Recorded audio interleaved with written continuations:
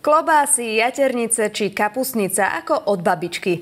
Mäsové pochúťky dnes mohli Zvolenčania ochutnať priamo na námestí. Usporiadali totiž zabíjačku rovno v centre mesta. Mesiari ale hovoria, že zohnať doma odchované prasa bol poriadny problém. S prípravami začali hneď po rozvidnení.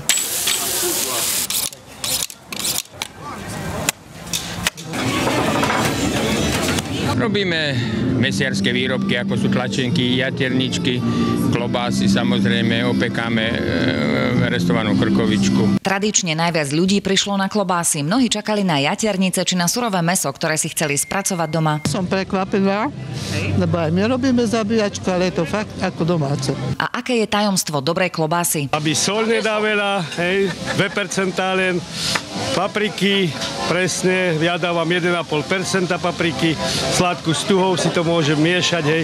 Cesnák dobrý, kvalitný, aké pasty pokúpiť. Čo miešate? Čo tu miešate? Ľudia majú o domáce mäsové výrobky čoraz väčší záujem.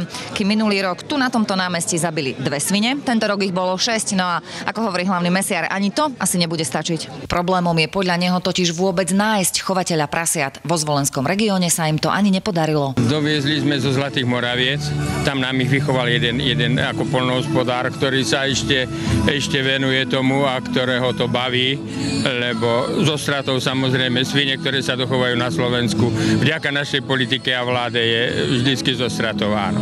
No, ono je teraz vlastne ťažké vyberať aj niekedy z tých hypermarketov a všetkých týchto sietí, pretože tam je veľký výber a nie vždycky je to kvalita. Tu mi to skôr príde také, že je to domáce. Podľa organizátorov už ľudia nerobia domáce zabíjačky tak často ako kedysi. Radšej si výrobky prídu kúpiť na zabíjačky verejné.